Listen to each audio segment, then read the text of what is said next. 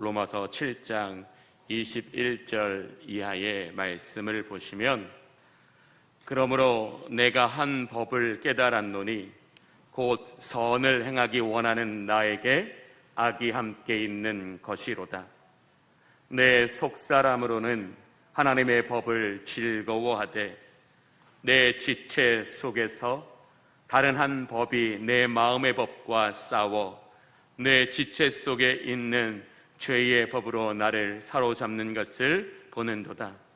오호라, 나는 곤고한 사람이로다. 이 사망의 몸에서 누가 나를 건져내랴. 이 가슴 절절한 믿음의 고백은 사도 바울의 고백입니다. 로마서 7장 21절 이하를 보면, 사람의 마음에는 한 가지 마음만이 아닌 두 가지 마음이 서로 공존한다라는 것을 알 수 있습니다.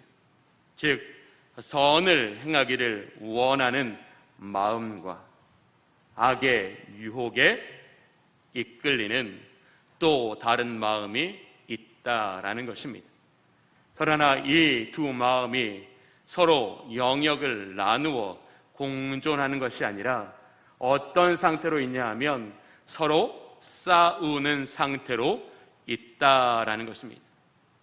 서로 싸우는 상태로 있는 두 마음 중 육체의 마음이 더 커서 우리가 믿음 위에 세워져 있지 않는다면 우리를 죄의 법 아래로 사로잡아 가는 것을 본다라고 이야기하고 있습니다. 그러면서 사도 바울은 이렇게 탄식하듯 고백합니다. 오라, 나는 곤고한 사람이로다. 이 사망의 몸에서 누가 나를 건져내랴. 개인적인 생각으로 사도 바울은 초기교회 이후 오늘날까지 신앙인 중에서 가장 위대한 신앙인 중 한 사람입니다. 성경에 많고 많은 인물 중에 하나님께서 사도 바울을 택하시사 그의 입술로 오호라, 나는 곤고한 사람이로다. 누가 나를 이 사망의 몸에서 건져내랴라고 단식하듯 부르짖게 하신 이유는, 우리가 아무리 믿음이 좋다 하더라도 우리 안에 있는 두 마음을 어찌할 수 없는 인간의 한계를 가지고 있다라는 것을 보여주는 것입니다. 이렇게 인간은 그 속에 두 마음을 품고 살아가며 믿음을 선택하지 않을 때에 우리를 하여금 죄의 법 아래로 사로잡아가는 것을 인하여 저와 여러분이 살아가는 동안에 평생 믿음의 선한 싸움이 없이는 살 수 없다라는, 믿음의 선한 싸움을 싸워야 하는 당위성을 바울은 저와 여러분에게 보여주고 있는 것입니다. 또 다니엘 1장을 보시면 느부갓네살 왕은 여러 지역에서 붙잡혀온 소년들, 특별히 왕의 자손이나 귀족들로서 매우 영특하고 영민한 그 소년들로 하여금 왕의 진미를 먹게 하고 왕의 교육기관에서 배우게 하여 충성스러운 신하를 삼고자 하였습니다. 이렇게 식민지에서 잡혀온 사람들에게 이와 같은 왕의 권한, 제한은 그가 평생에 받을 수 없는 특혜였고 인생 역전의 길이었습니다. 이러한 왕의 명령 앞에 다니엘과 그 세 친구는 왕의 음식과 왕의 포도주로 자신을 더럽히지 아니하기 위하여 자신들의 양육을 맡은 환관장에게 열흘 동안 자신들에게 채식과 물만 먹게 하여 다른 소년들에 비해서 얼굴의 빛이 나쁜지 나쁘지 아니한지 시험하여 달라고 요구하였습니다. 이 다니엘과 세 친구의 요구는 무리한 것이었고 무모한 것이었습니다. 왜냐하면 가장 첫 번째로 이 다니엘과 세 친구의 요구를 듣는 이 환관장은 바로 이 느부갓네살 왕의 충성스러운 신하였기 때문입니다. 충성스러운 신하였다라는 것은 모든 것을 자기의 유익이 아니라 느부갓네살 왕의 유익을 그 삶의 중심에 놓고 살아가는 사람이었기 때문에 이 소년들의 제안은 당연히 거절해야 하고, 오히려 그러한 제안을 한 이 네 소년을 엄하게 징벌함으로써 이 느부갓네살 왕 자신이 모시고 있는 이 왕의 지엄함을 알려주어야 합니다. 그러기에 당연히 이 다니엘과 세 친구가 환관장에게 요구했던 것들은 무모할 수밖에 없었습니다. 이 위험한 상황 앞에 다니엘과 세 친구는 두려웠을 것입니다. 무서웠을 것입니다. 어두웠을 것입니다. 바로 그때 이 세 친구가 했던 것이 무엇입니까? 다니엘 1장은 우리에게 말합니다. 뜻을 정하였다라고. 이 다니엘과 세 친구가 뜻을 정한 이유가 무엇입니까? 왕의 음식과 왕의 포도주로 자신을 더럽히지 않으려고 하는 것이 아니었습니다. 이 세 친구가 뜻을 정할 수밖에 없었던 것은, 이 왕의 제안을 받아들이는 것은 인생의 주인을 바꾸는 것이요, 인생의 왕을 바꾸는 것이었기 때문입니다. 다니엘과 세 친구는 하나님의 언약의 백성으로서 만군의 여호와 하나님 한 분만을 왕으로, 주인으로 모시고 살아가는 사람이었습니다. 그가 왕의 진미를 먹고 왕의 교육기관에서 교육을 받는 것은 이제 살아계신 하나님을 자신의 왕으로, 주인으로 삼던 삶으로부터 바벨론 왕 느부갓네살을 자신의 왕으로, 자신의 주로 삼는 것이었기 때문에 이 다니엘과 세 친구들은 뜻을 정하였고, 그 하나님의 온전하신 뜻 앞에 그 안에 있는 두려움과 염려와 불안을 이기기 위한 영적 싸움을 하게 되었던 것입니다. 앞선 바울의 고백과 이 다니엘서의 기록을 통해서 이 세상에 육신의 몸을 입고 살아가는 인간은 늘 그 불완전한 육체로 말미암아 늘 죄와 불의에 빠질 수밖에 없는 유혹과 본능을 가지고 살아가기 때문에 믿음의 선한 싸움이 없이는 믿음 위에 바로 세워질 수 없다라는 것입니다. 이 다니엘처럼 세상의 여러 가지 유혹과 기회와 그 인생 역전의 그 순간 앞에 우리 안에 있는 하나님이 나의 왕으로, 나의 주로 모시고 살아가기 위해서는 우리는 반드시 내 안에 있는 육체의 욕구를 절제하고 통제하기 위한 믿음의 선한 싸움 없이는 우리는 온전한 믿음 위에도 진리를 따르는 삶도 살 수 없기 때문에 성경은 저와 여러분에게 우리가 육신의 몸을 입고 살아가는 날 동안에 우리가 하늘의 신령한 은혜를 얻고 이 땅의 기름진 축복을 받기 위해서는 반드시 믿음의 선한 싸움을 싸우는 것이 필요하다라는 것을 강조하고 있는 것입니다. 오늘 본문의 말씀은 이제 한 교회의 목회자로 세우심을 받아 목회의 사역을 해야 하는 아들과 같은 디모데에게 하나님의 사람으로서, 그리스도의 종으로서 주신 사명을 끝까지 감당하기 위해서는 믿음의 선한 싸움을 싸움으로써 자기 안에 있는 육체적인 욕구와 세상의 시험과 시련을 이겨내야 한다는 것을 권면하고 있는 것입니다. 성경은 왜 저와 여러분을 향하여 믿음의 선한 싸움을 싸워야 하는지 그 이유를 이렇게 세 가지로 이어가고 있습니다. 화면을 보면 하나님께서 저와 여러분을 향하여 우리에게 믿음의 선한 싸움을 싸우라고 하신 이유 첫 번째는 예수 그리스도의 보혈의 핏값으로 구원하신 성도들로 하여금 새 속에 물들지 않게 하시기 위해서입니다. 즉 우리가 새 속에 물드는 순간 우리는 경건한 삶을 살 수 없기 때문입니다.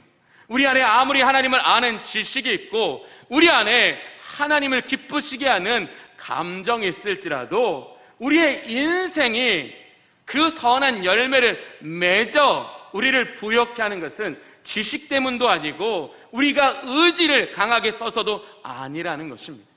우리가 경건하여 성령이 저와 여러분 속에 내주하시고 우리를 사랑하사 우리 속에서 우리 앞에 놓인 어떠한 유혹과 시험도 이길 수 있는 지혜를 주시고 용기를 주시고 능력을 주실 때만 우리는 하나님이 우리에게 주시는 은혜와 복을 누릴 수 있기 때문에, 즉 경건한 삶을 살기 위해서 우리는 어떻게 된다고요? 새 속에 물들지 않아야 한다라는 것입니다. 두 번째, 우리의 주인을 바꾸지 않아서야 합니다. 오늘 이 다니엘서를 통해서 우리는 분명히 알게 되었습니다. 다니엘이 이 느부갓네살 왕, 바벨론 왕 느부갓네살을 선택하는 것은 무엇입니까? 그의 신분이 높아지는 것입니다. 그의 행복이 보장되는 것입니다. 그의 미래가 지켜지는 것이었습니다. 누구라도 그 기회에 흔들리지 아니할 사람은 없을 것입니다. 그러나 오늘 이 다니엘과 세 친구는 이것을 결정한 겁니다. 왕의 신하가 되는 게 아니라 나는 하나님이 나의 왕이시고 하나님이 나의 주인 되시는 삶을 선택했다라는 것입니다. 우리는 매일매일 이러한 삶의 부딪힘 속에 살아가고 있습니다. 왜 우리가 믿음의 선한 싸움을 싸워야 합니까? 바로 우리의 주인을 바꾸지 않기 위해서입니다. 세 번째, 우리 안에 예수 그리스도의 그 십자가의 은총으로 말미암는 복음이라는 새로운 프레임을 견고히 세워나가기 위해서입니다. 베이직교회를 섬기시는 조정민 목사님은 신앙은 프레임을 바꾸는 것이다 라고 표현하고 있습니다. 우리가 신앙생활을 한다라는 것은 뭐냐면 바로 바뀌어진 프레임을 가지고 살아간다라는 것을 말하는 것입니다. 우리가 옛사람의 모습이었을 때에 우리가 육에 속한 사람이었다면, 이제 예수 그리스도의 십자가의 은혜로 우리를 구원을 받았다면 우리는 영에 속한 프레임으로 살아가야 한다라는 것입니다. 우리가 옛사람의 모습이었을 때에 자기의 유익과 자기의 만족을 위해 살았다면 이제 하나님의 기쁨과 하나님의 나라와 하나님의 영광을 위한 삶을 살아가는 하나님 나라 프레임으로 바꾸는 것이다라고 했어요. 즉 신앙생활이란 뭐냐면 예수 그리스도를 믿는 감정으로 살아가는 사람이 아니라 예수 그리스도를 통하여 주어진 성령을 통하여 깨달아진 그 예수 그리스도의 그 십자가의 복음을 가지고 그 십자가의 복음이 우리의 새로운 인생의 프레임이 되어 살아가는 것, 이것이 바로 신앙생활이다. 그런데 우리가 예수 그리스도를 믿었다고 해서 우리가 저절로 이 신앙의 프레임, 하나님의 프레임을 가지고 살아가는 것이 아니라는 거예요. 우리는 여전히 육에 속해 있기 때문에 우리에게 주시는 이 하나님의 이 복음의 프레임대로 살아가기 위해서 매일매일 우리는 우리의 옛사람과 싸워야 하고 우리가 새 사람을 입기 위한 선한 싸움을 싸워야 한다라는 것입니다. 그래서 바울은 에베소서 4장 22절에 이렇게 말합니다.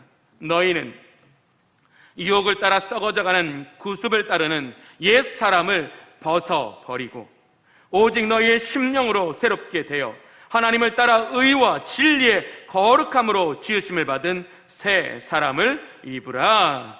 우리가 먼저 정말로 새 사람을 입기 위해서 취해야 될 게 뭡니까?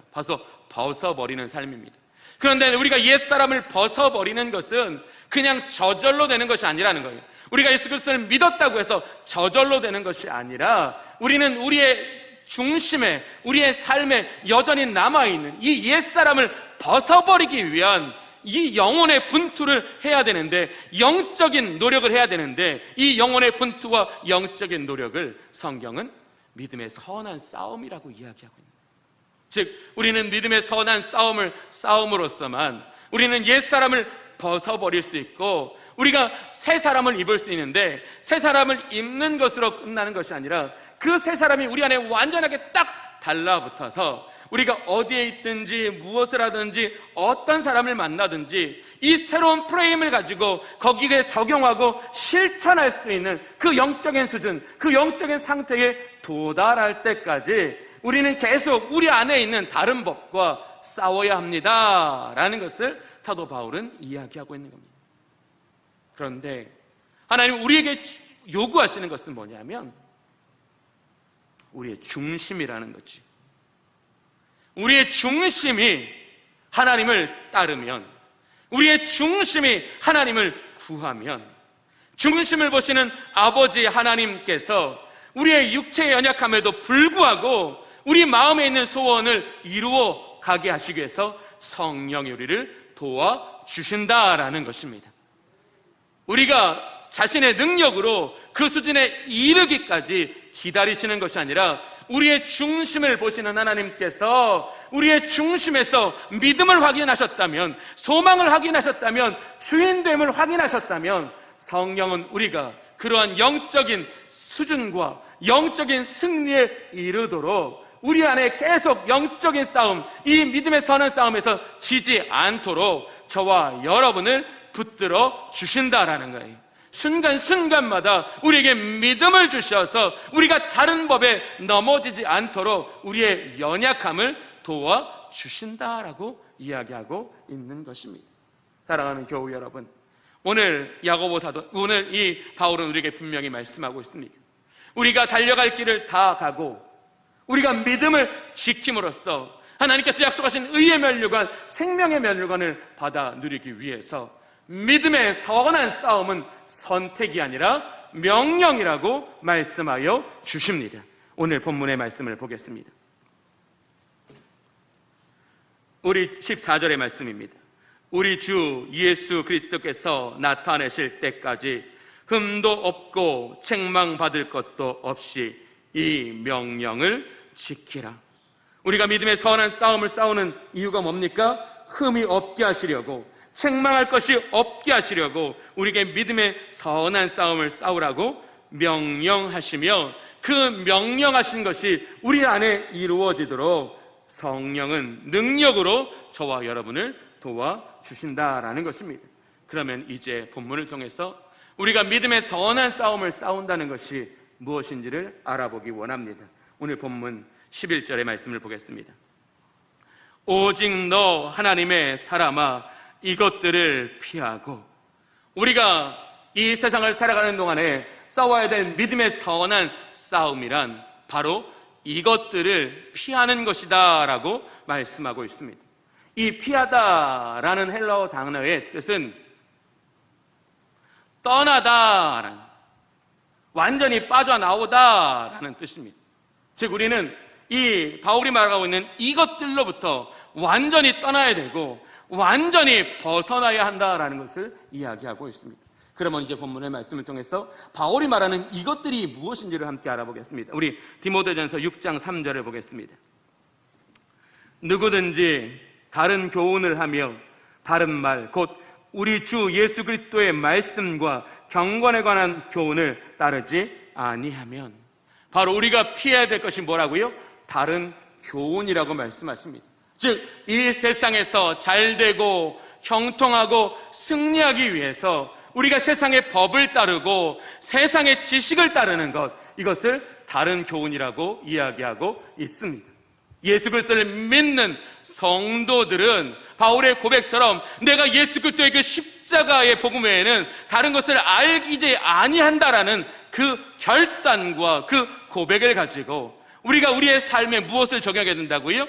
하나님의 복음을 적용하고 살아야 된다는 거예요. 그 말씀을 순종하고 살아가야 한다라는 것이, 즉 우리가 교회 안에 있든지 세상에 있든지 우리에게 오직 하나의 분명한 가치는 바로 예수 그리스도께서 십자가에서 우리를 위하여 죽으셨다는 이 생명의 복음 하나밖에 없다라는 것입니다.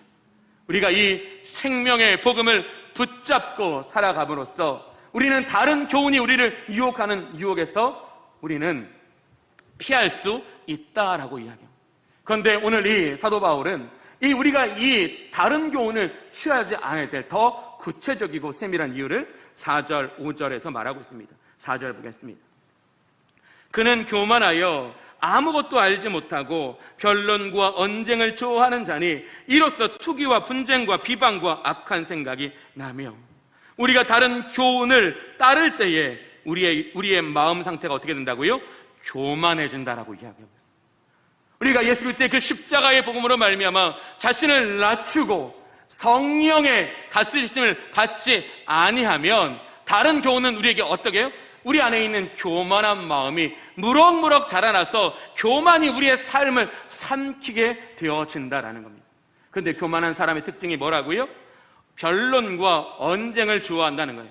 무엇이 옳으니 무엇이 나으니, 정말로 예수 그리스도의 십자가의 복음으로 사랑하고 용서하고 인내하고 치유해야 될 그때에 무엇이 옳으니 무엇이 나으니를 따지면서 그리스도의 법이 우리 안에 이루지 못하도록 우리를 가로막는다라는 것입니다. 교회는 무엇으로서 살아야 한다라고요? 예수 그리스도의 그 십자가의 복음으로 살아야 한다라는 겁니다. 예수 그리스도의 그 십자가의 복음이 우리 교회 안에 충만할 때에 우리 안에 있는 모든 연약한 것들이 고침을 받고 우리의 모든 부족했던 것들이 채워져서 그리스도의 몸인 교회는 복음으로 말미암아 왕성해지고 복음으로 말미암아 풍성한 은혜를 누릴 수 있다라는 것을 강조하고 있는 것입니다. 그런데 그것이 이 교회뿐만 아니라 우리 개인도 마찬가지라는 거예요. 우리 개인도 다른 교훈을 쫓을 때 우리는 교만하여질 수밖에 없다라는 겁니다. 다시 5절을 보겠습니다. 마음이 부패하여지고 진리를 잃어버려 경건을 이익의 방도로 생각하는 자들의 다툼이 일어나느니라. 결국 우리가 우리 안에 있는 교만을 해결하지 못하면 그 교만은 우리를 어떻게 바뀐다고요? 마음을 부패하게 만든다. 즉 우리의 마음을 부패하게 하는 것이 바로 교만이라는 거예요. 교만을 통해서 우리가 사람과 언쟁하기를 좋아하고 사람과 그것으로 변론하기를 좋아하면 우리는 정말 십자가의 복음이 우리 싹에 적용되고 우리 교회에 채워지지 않는 순간 우리의 마음들은 부패해지고 부패해짐의 결과가 뭐라고요? 진리를 잃어버린다. 진리를 잃어버린다는 건 무슨 뜻이냐면 진리를 행할 수 있는 능력을 잃어버린다는 거예요. 진리를 알지만 그 진리를 행할 수 있는 능력이 우리에게서 없어진다는 것을 의미하는 것입니다. 그리고 보겠습니다. 경건을 이익의 방도로 생각하는 자들의 다툼이 일어나느니라. 우리가 경건을 어떤 용도로 쓴다고요? 하나님을 경외하며 하나님의 그 신실한 종되어 하나님의 나라를 구하고 찾는 데 사용하지 않고 경건함을 자기 이익의 재료로 자기가 풀지 못하는 문제를 해결받고 자기가 원하는 형통을 위해서 이 경건을, 이 믿음을 사용하는 순간 우리는 처참하도록 무너질 수밖에 없다라는 것을 보여주고 있는 것입니다. 즉 우리가 다른 교훈으로부터 진리를 잃어버리는 것이 이 연속적인 작용이 우리 안에 일어나기 때문에 오늘 바울은 이것들을 피하십시오라고 우리에게 이야기하고 있는 것입니다. 다시 9절을 보겠습니다. 부하려는 자들은 시험과 올무와 여러 가지 어리석고 해로운 욕심에 떨어지나니 곧 사람으로 파멸과 멸망에 빠지게 하는 것이라. 즉 부하려는 것이 우리에게 어떤 것을 가져다 준다고요? 시험과 올무를 가져다 두고 어리석고 해로운 욕심에 떨어지나니. 근심하지 마십시오. 네, 부자 되지 말라는 말이 아닙니다. 아시겠어요? 하나님께서 복을 주시지 않는다는 말이 아닙니다. 네, 괜히 말씀 읽고 마음이 무거워지지 마세요. 하나님은 여러분에게 복의 복을 더하실 줄로 믿습니다. 네, 오늘 여기서 말씀하시는 부하려는 마음이 어떤 거냐면 이런 거예요. 부를 통해서 여러분의 생명을 지키려고 하지 마십시오. 부를 통해서 여러분의 길을 형통케 하려고 하지 마십시오. 부를 통해서 여러분들이 이 세상에서 안전하려고 하지 마십시오라는 거예요. 여러분의 생명이 안전하기를 원하신다면 부 대신 하나님을 붙잡으십시오. 여러분의 길이 형통하시려고 하면 부 대신 하나님을 붙잡으십시오, 이 말이에요. 즉 부가 하나님을 대신하지 못하게 하십시오라는 말이에요.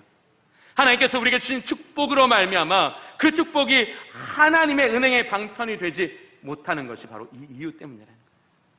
즉 우리가 하나님 저와 여러분에게 넘치도록 풍성한 복을 내려 주실 것입니다. 그런데 그 하나님의 복이 하나님을 대신할 수는 없다라는 것을 말하는 거예요. 즉 여러분이 부한 것으로서 하나님을 대신하려고 한다면 그것은 여러분들에게 뭘 준다고요? 시험을 준다고요. 올무를 준다고요. 어리석고 해로운 욕심에 떨어지게 만든다라는 것을 이야기하고 있어요. 다시 10절을 보면 더 마음이 어려워지시리라 생각이 됩니다. 돈을 사랑함이 일만하게 뿌리가 되나니 이것을 탐내는 자들은 미혹을 받아 믿음에서 떠나 많은 근심으로써 자기를 찔렀도다. 우리가 왜 믿음에서 멀어질까요? 오늘 이 10절 말씀처럼 우리 속에서 나를 찌르는 것이 있을 때 우리가 믿음에서 멀어집니다. 우리를 자꾸 찌르는 것이 있으면 우리는 믿음에 세워지지 않습니다. 하나님이 여러분에게 물질의 축복을 주지 않는다는 말이 아니에요.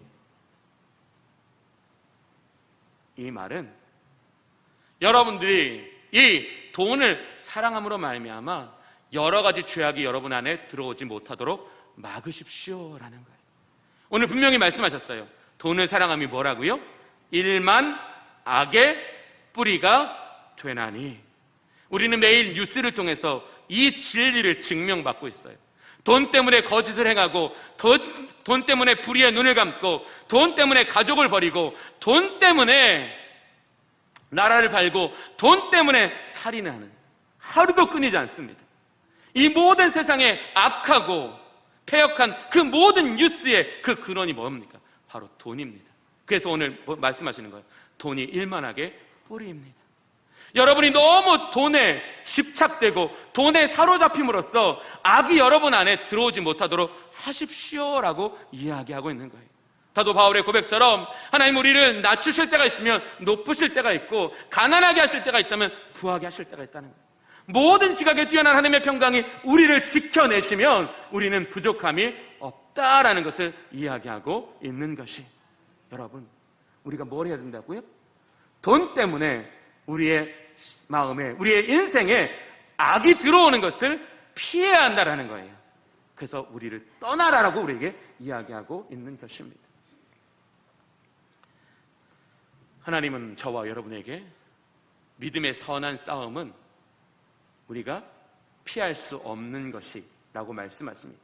우리는 평생에 믿음의 선한 싸움을 싸움으로써 우리가 다른 교훈을 쫓으려는 우리의 육체의 욕구를, 하나님을 대신 다른 것을 만들려는 우리 안에 있는 불안함을, 돈을 사랑함으로 우리 안에 어떤 악도 들어오지 못하게 하도록, 우리가 이 모든 것들이 뭐라고요? 우리가 싸워내야 할 믿음의 선한 싸움이고, 이 믿음의 선한 싸움을 싸우는 목적이 뭘까요? 바로 우리가 이 세상에서 예수의 생명을 살고 예수의 사명을 이루며 예수를 증명하는 사람이 되어야 되기 때문에, 우리를 보면서 하나님은 살아계신 하나님이시구나, 하나님은 전능하신 하나님이구나, 하나님은 어느 곳에도 계시며 무엇이든지 능치 못함이 없으신 하나님이라는 것이 우리의 믿음을 통해 증명되어져야 하기 때문에 우리는 믿음의 선한 싸움을 통해서 사람들한테 그것을 증명해내는 거예요. 정말 저 사람은 예수 믿는 사람이다, 예수 믿는 사람이기 때문에 저 사람은 선할 수 있으며 저 사람에게는 열매가 가득하고 저 사람은 세상에 썩어질 것 대신 영원한 것을 위해 살아가는구나. 바로 그것이 예수를 우리가 증명해야 되고, 그런 예수를 증명하는 삶은 오늘 어떻게 해요? 믿음의 선한 싸움을 싸워야 한다는 것입니다. 오늘 이 말씀을 하나님께서 여러분의 영혼에 깊이 새겨주시기를 원합니다. 그래서 한 주간 믿음의 선한 싸움을 통하여 승리하는 삶을 살아가는 우리 모든 주님의 성도님들 되시기를 간절히 축복합니다. 기도하겠습니다. 좋으신 아버지 하나님, 우리 안에 두 마음이 있어 늘 서로 싸우며 우리의 믿음이 약해질 때에 우리를 죄의 법 아래로 이끌어가는 우리를 불쌍히 여겨 주시옵소서. 아버지, 우리가 육신의 몸을 입고 살아가는 날 동안에 이 싸움을 멈출 수 없다면 성령님 우리 안에 들어와 주시옵소서. 성령이 이기는 싸움을 싸우게 하여 주시옵소서. 성령이 믿음의 선한 싸움을 통하여 그리스도 예수로 옷 입게 하여 주시옵소서. 하나님 나라 프레임으로 살아가게 하여 주시옵소서. 이 모든 믿음으로 주의 얼굴을 구하는 자들에게 하나님의 능력으로 이루어 주시옵소서. 예수 그리스도의 이름으로 기도하옵나이다. 아멘.